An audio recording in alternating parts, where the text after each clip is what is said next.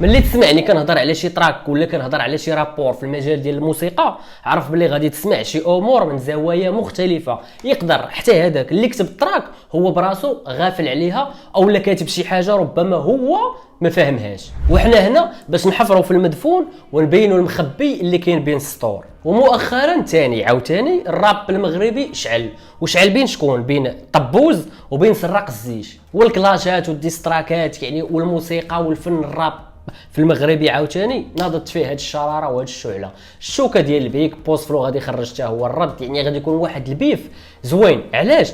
لان هاد جوج يعني كنهضروا على الهرم ديال الراب المغربي دون بيك والجينيراسيون الجديده ديال بوست فلو، يعني اللي يلاه بان اللي كنعتبروا انا يعني من الروابا اللي نقدروا نقولوا متعمقين ومتشبعين بالافكار الفلسفيه العميقه. يعني هاد البيف هذا غادي يكون فيه وكيعالج وكيقيس بعض القضايا الاجتماعيه وكذلك حتى السياسيه.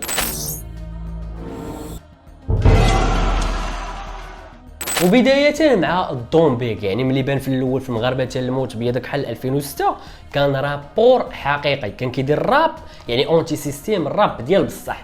ولكن كما وصفوا بوز فلو يعني قال ليه ولا البيك برقاق ولا قواد ديال السلطه. صوبي تاعك البلد ردوا البال ماشي بيك، هذاك راب ركبت السلطه، هذاك راب ركبت السلطه. وهذا الوصف هذا هو باش وصف بوز فلو البيك، ماشي على اللسان ديالي انا. وديجا انا هضرت يعني في الصفحه ديالي وفي القناه درت لكم واحد الوصف يعني تحليل شامل وكامل ودامغ كيعلن فيه البيك دون بيك الانتماء ديالو المنظمات الماسونيه، وكيعلنوا بشكل مباشر في الديسك ديالو اللي سماه مقوده. هاد الديسك هذا فيه رموز واشارات يعني وتعابير وطقوس بحال كيعلن الانضمام ديالو. الديسك ها هو، راه نجيب لكم بعض التصاور كما كتشوفوا، التصويره هذه والتصويره هذه، هذا طقوس واضحه على ان البيك منهم واليهم. هذاك الشيء علاش قلت لكم من البدايه ديال هذا الفيديو هذا، علاش انا قلت لكم هذا القضيه ديال بوز فلو والبيك والراب المغربي غادي نهضر على هذا الموضوع. البيك كما قلت وديجا هضرت على هذه القضيه، معلن الانضمام ديالو للمنظمه ديال الماسوتيه بشكل علني ومباشر في الديسك ديالو مقوده. ماشي شي واحد غادي يجي يشرح لي، لا انا فاهم ونعطيك الدليل. يعني قلت لكم اشارات ورموز ديالهم، البيك منضم ليهم صافي، هذه لا مجال للنقاش وغير قابله للاخذ والرد. صافي طق حطوا البيك في هذه الخانه هذه.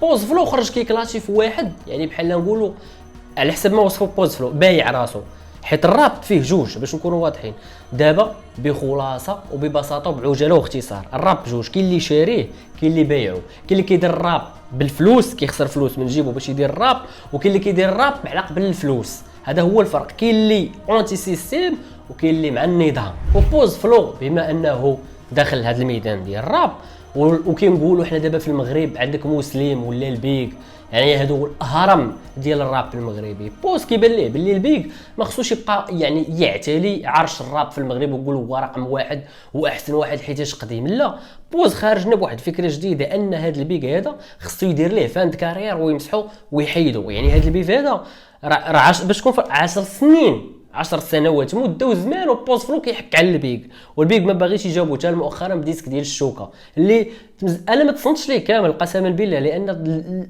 لا علاقه. البيك ولا كيخرف ولا كيخربق. شي البيك ملي مشى لجامشو وديك البرنامج ديال شامشو ديال التهرويل اللي بان في القناه الثانيه، تما عرفت باللي البيك ومسلم والمورفين وهذا الشيء هادو صافي بحال واحد الحو وطوطو وديزيدروس، واحد الحفنه ماشي ديال الروابه ديال الخريف والتخرميز ديال الراب.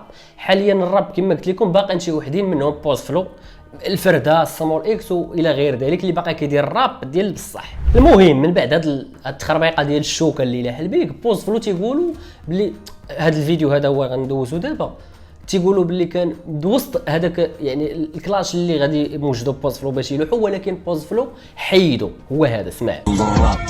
أزول الوقت نسعد ولا بالطالع اليوم العالمي التانغوا اللي درب الشوط جال حدانا.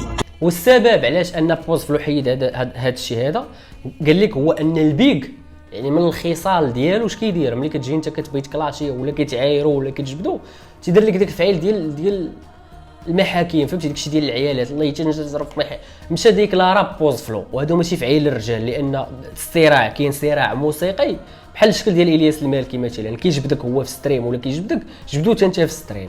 يعني صراع موسيقي في الفن كنتعايروا في الفن نبقاو في الفن، ما عندنا لاش نوصلوها للمحكمه وقلتي لي قلت لك. فكيقولوا ان البيك في هذه الفعيله هذه كتجي انت تهضر معاه ولا كتدخل معاه في كلاش موسيقي تيحولوا لك هو القضيه ديال المحكمه، وهادو بفعايل هادو. والبيك في واحد ديفو مقوي، البيك كيديكلاري. هذه اللعيبه اللي انا فهمتي زعما البيك خويا لا شتي الرياكشن دروج ولا ما ديكلاري ما والو، خلي اللعيبات في اطار الراب. حيت خونا فهمتي هضر معاك في الموسيقى، هضر معاك في لعيبات اخرين، قال لك بلا انت قوات ديال اللعيبات فهمتيني. وباش كيعجبني انا مثلا بوز في واحد الديسك ديالو يعني وصفهم بالروابه ديال بن سعيد. شكون هو بن سعيد؟ بن سعيد هو وزير الثقافه، يعني وزير الثقافه هو اللي كيخول ليك وكيعطيك ما يسمى ببطاقه الفنان.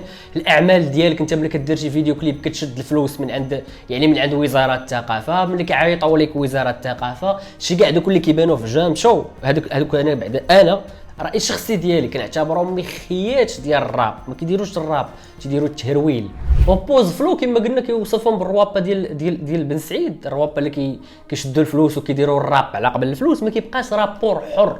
دابا انت ملي كتشدك واحد تولي نتايا كيجبروك، يعني كتولي انك ملزم كيعطيوك شي تخربيق كيقول لك قول، يعني انت ما بقيتيش رابور حر كتكتب داكشي اللي بغيتي من عندك، تعصر دماغك، تتحرق العصاره ديال الخلايا العصبيه ديال الدماغ ديالك، وكتجيب لنا شي تراك مهيب تنسمعو تنتمزكو تتقول واو.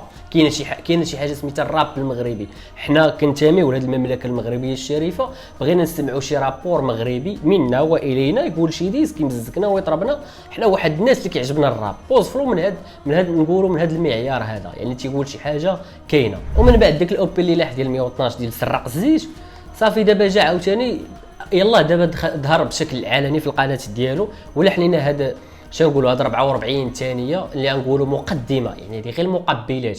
عاد غادي يدخل في العرض اللي غادي يدخل في البيك طولا وعرضا غيدخل لينا في الطبوز وغنسمعوا شنو غادي يقول. انا دابا هذا الصوره اللي كتشوف قدامك، الصوره هذه راه شوف راه فيها من الحضاره السومريه ومن الثقافه كنظن اليونانيه، وكذلك راه باين هذا الشكل ديال الديانه الاسلاميه. علاش؟ لان هنايا شنو جاب لنا القصه ديال ابراهيم عليه السلام مع ولده اسماعيل، وان البيك يكون هو كبش الفداء اللي غادي نعيدوا به. واش فهمتي؟ هي الا بغينا نتعمقوا في الصوره غادي نمشيو لواحد الموضوع اخر، موضوع كبير، وغادي نمشيو نشوفوا التوجه والافكار ديال بوز فلو اللي الاغلبيه تيقول لك ملحد من الديسك ديال الطوزه وداك الشيء. هو راه ماشي ملحد، هو يقدر يكون ربوبي، يقدر يكون لا ادري، ما يمكنش لك تحكم على الانسان، هو الحساب ديالو هذاك ديالو هو بينه وبين الخالق. ما عليناش. المهم الصوره بعدا راه الصوره بوحدها راه خصها موضوع، الصوره بوحدها راه مثيره للجدل. ما عليناش، نتسناو شنو غادي يقول بوز حتى الحلقه الجايه ان شاء الله. بوز فلو كان دعيلو باسك ديستراكس معني الدبوس شي نتا حيت فهمت باتر وان تيبي دوك حلوت في